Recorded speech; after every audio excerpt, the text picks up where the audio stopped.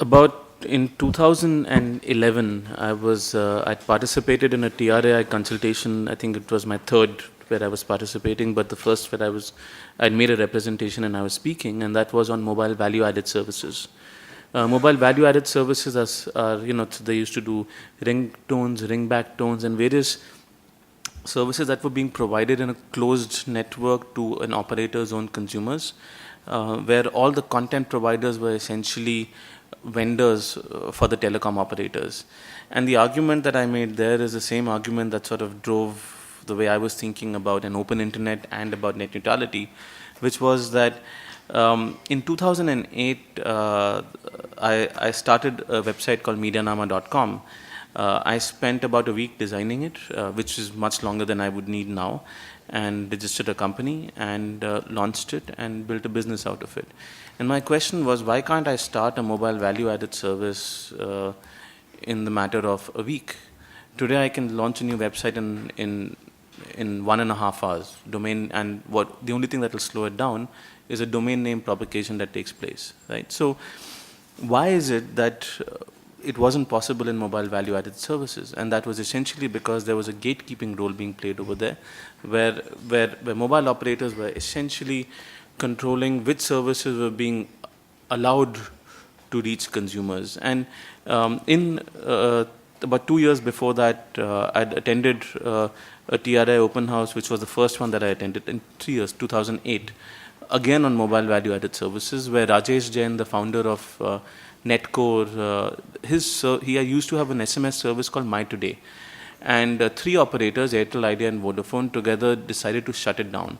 That service used to provide free content over SMS. He bought bulk SMS, and it was being monetized through ads. And he didn't know where to go. So VAS was essentially something that made me realize that when there is disproportionate control and power, you get to control what consumers consume. And I remember this in that 2008 consultation where the mobile operators kept referring to users as their audience. Now, the internet is not an audience space. Every consumer is a creator. Just like I created my site, so can everybody else. And by creating this gatekeeping role, by creating these restrictions, you essentially convert a creator into a consumer, because you then end up choosing what gets provisioned, what gets allowed. And so even though there are, the attempts this time weren't necessarily around completely closing things out, there is an ability to influence what users consume. Now, that ability to influence can come from manipulating speeds, and that's what we've seen in case of the US, where there was this issue between Comcast and Netflix. And even in India, there was a site called Ogle, which was a video streaming site, and they found that, and a friend of mine who used to work with me, he found that on an MTNL ISP network, he was able to access Ogle at 4 Mbps, and on an Airtel network at 8 Mbps, Ogle wouldn't work. So there was, I mean, again, the concern there was it was being throttled by the ISP, but there is this ability to change the course of what gets created and what gets consumed by, one, manipulating speeds, 2, by manipulating cost. I mean, ours is a market where we really need to focus on growing connectivity and growing speeds. And just as we saw a marked change in wireline consumption once we move from dial-up to broadband, I think we need to now change the definition of broadband and push towards more consumption, because that then leads to more creation. And everybody benefits in that environment. The operators benefit because they get more customers as more people come online. Consumers benefit because they get access to more content. Indians are the best people to create content for India, and we've seen that even in the businesses that have been set up. But there's also this notion and this problem of looking at internet access purely from a business perspective, right? Because we end up ignoring the contributions that take place to open source, for example. And Viral might go into that in a bit, but contributions to open source, this This group that we created, SaveTheInternet.in, was entirely built of volunteers. We paid no money, we made no money, we just contributed effort, and people came, someone contributed code, someone contributed graphics, someone contributed content. When we didn't understand issues, we got together and we helped each other out.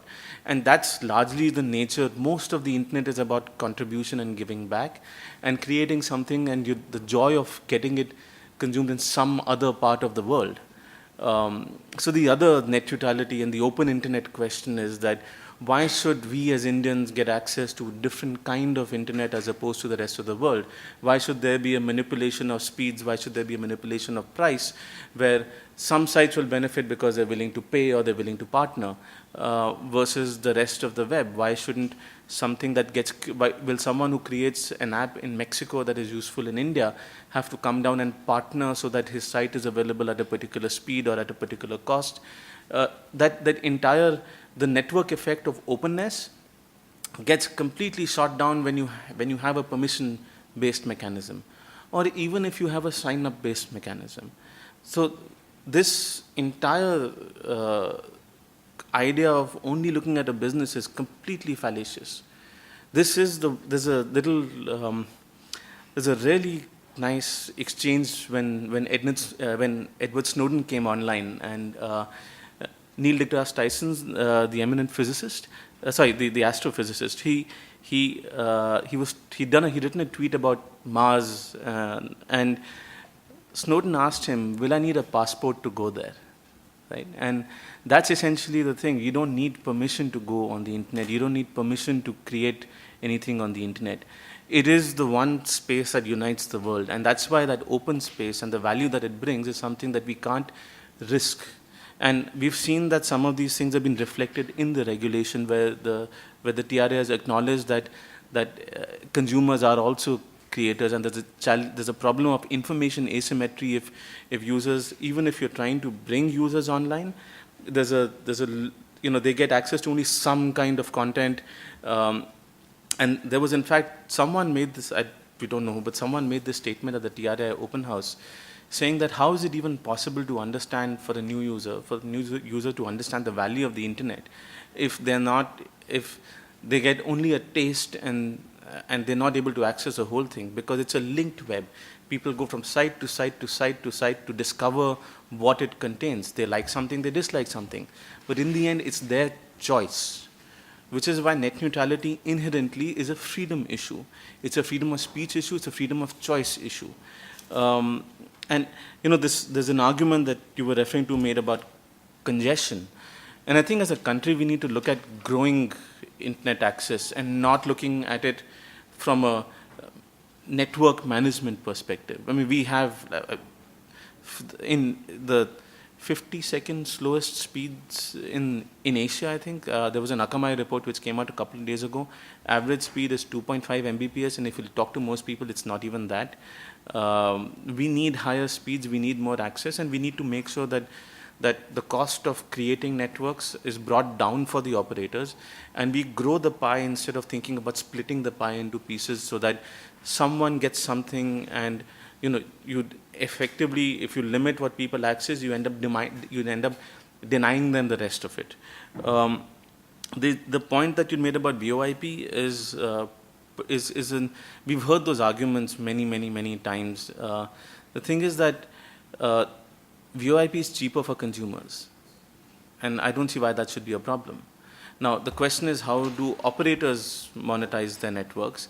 And let's face it, they need to shift their business models, and they will grow when there is more data consumption. 21% of operator revenues is now data. 4 years ago, it was less than 10%. So there is great data consumption. Idea, I think, has the data consumptions increased by 2.3% year on year. So 2.3 times year on year, right? And I have truckloads of data because I report on this industry. There is great consumption. We need to create even more consumption, and everyone benefits from that. There is this statement that might be made later about same service, same rules. But if you look at operator services when it comes to offering even wallets or or mobile radio and all of these other services, they're also governed by other regulations. But you don't find other industries like FM radio saying that music streamed over mobile calls should also be governed by the same regulations. So I think the nature of operators globally is changing. They're becoming data providers, and they need to adapt to those changes.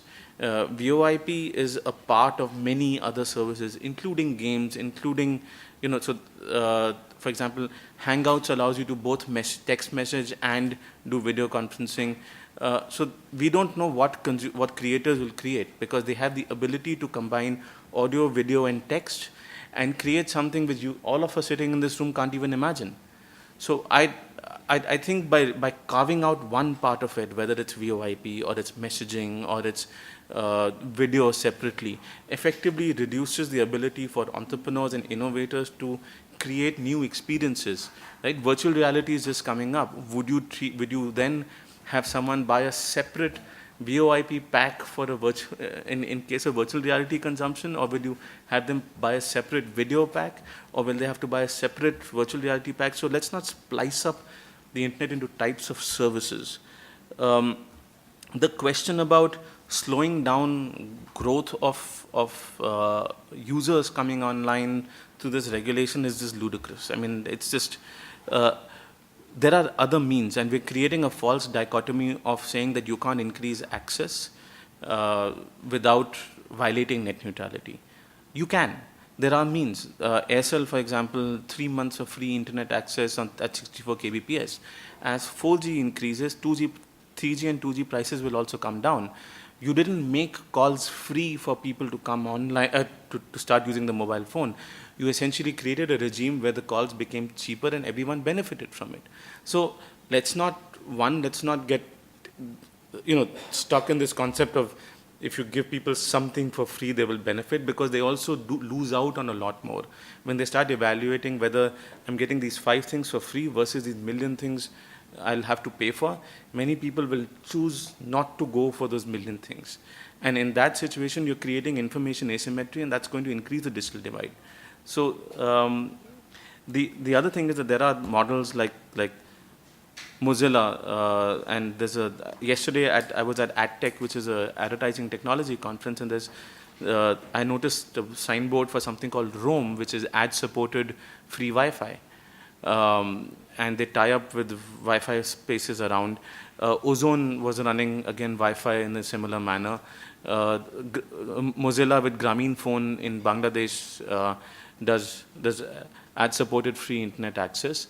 You have Mozilla, again, along with Orange in Africa, gives free data when people buy a $40 handset. So to save maybe a year of people and speeding up people coming online for a year, we should look at what we will lose if we lose net neutrality. So that's essentially what I had to say on the points that you raised, but happy to jump in later. Thanks.